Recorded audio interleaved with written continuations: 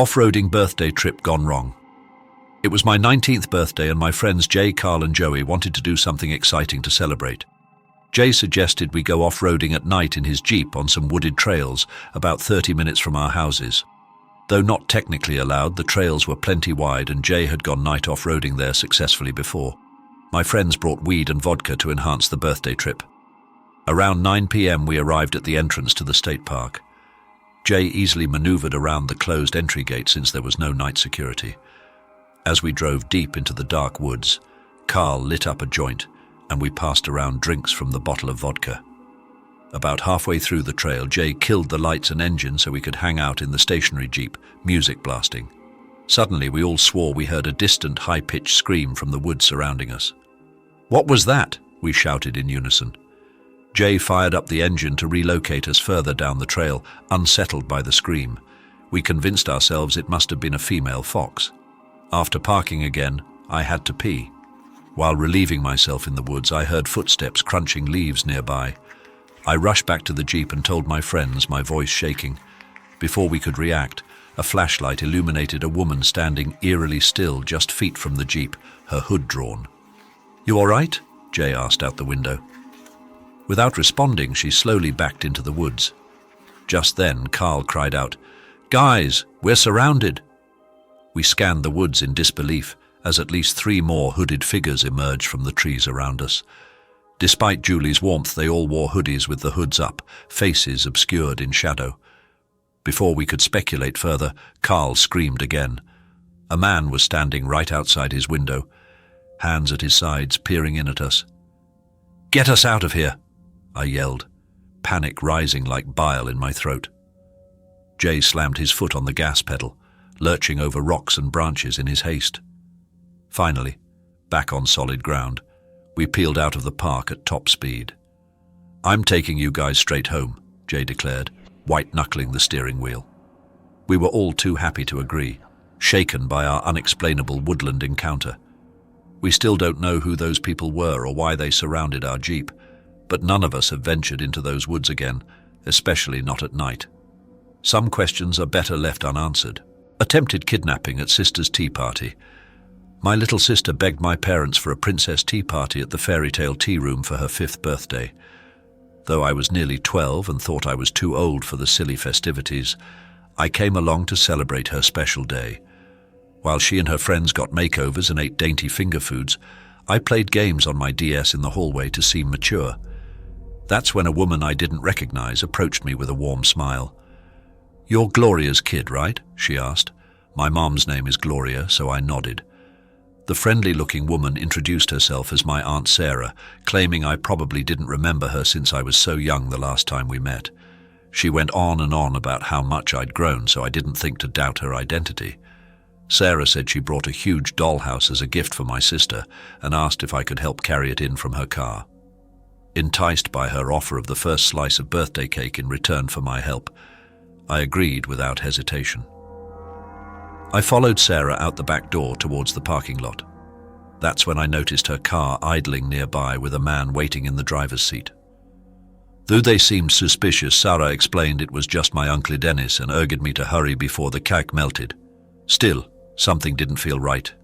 Why hadn't she asked Dennis for help with the heavy gift? I stood firm and refused to go any further.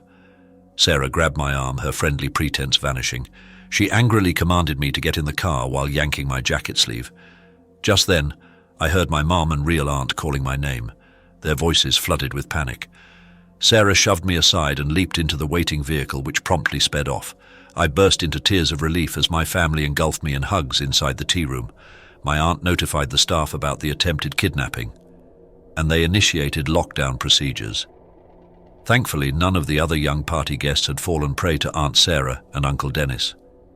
Though deeply shaken by the traumatic experience, I cooperated fully with the police who arrived to take my statement. I recounted everything about the would-be abductors' appearances and behaviors to aid the investigation. The officers assured my mom they would update us if they uncovered any leads on Sarah and Dennis's true identities. However, we never received any follow-up from the authorities. The chilling incident remains a mystery to this day. I still shudder when I think what sinister fate might have befallen me had I ignored my gut instinct and climbed into that car. Now 22, I'm extremely cautious around friendly strangers and make sure my own daughter learns about stranger danger. We were so lucky my family intervened before those predators could steal me away from what should have been a joyful, carefree birthday celebration. Though they escaped that day, I hope Sarah and Dennis eventually face justice for preying upon innocent children and their families. Intruders crashed 21st birthday party. My wealthy uncle was out of town for the month, so he allowed me to host my 21st birthday bash at his gorgeous lakefront mansion. I invited all my friends and told them to spread the word to bring tons of people. With 4 acres of land and a pool, his backyard was perfect for a rager. By 10 p.m, at least 80 people had shown up, many more than I expected. Since access was by word of mouth, complete strangers were wandering in too. I started stressing about damages and cleanup with this unruly crowd. I repeatedly warned people not to go inside the pristine house unless absolutely necessary. As host, I got distracted partying with friends. Around 2 a.m, the cops broke things up due to noise complaints. I allowed my wasted best friend Rob to stay despite my uncle's no sleepover rule. I guided stumbling Rob to the living room couch to pass out, then locked up for the night. A bit later, I jolted awake, nauseous and disoriented from mixing too many types of alcohol throughout the night.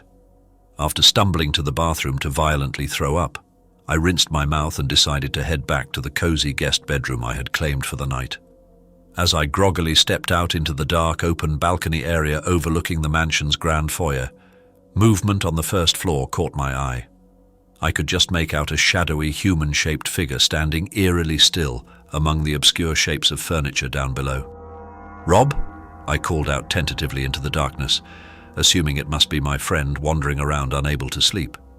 The dark silhouette did not make a sound or move a muscle in response.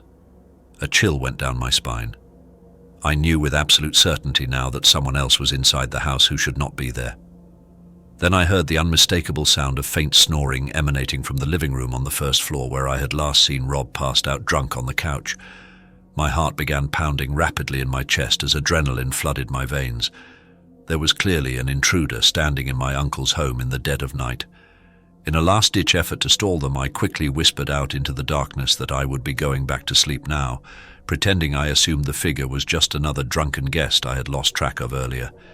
As soon as the words left my mouth, I swiftly doubled back into the bedroom I had chosen for myself, swiftly locking the door behind me.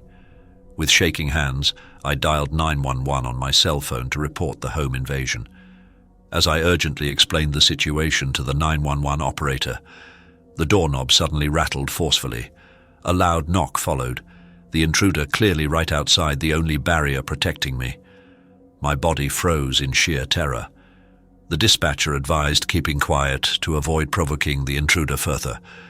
Though concerned for passed-out Rob, I was instructed to remain, barricaded until police arrived.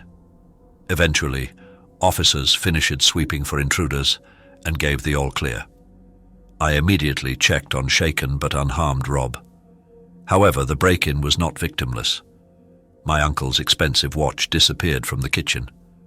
I regretfully admitted to my uncle that breaking his no sleepover rule enabled the traumatic invasion. Incensed at my poor judgment, he permanently banned future parties at his home. I understood. My irresponsibility directly enabled the burglary. We escaped unscathed, but feel chilled considering an even darker possible outcome. The lesson was not to take potentially impactful decisions lightly, simply because negative outcomes seem unlikely.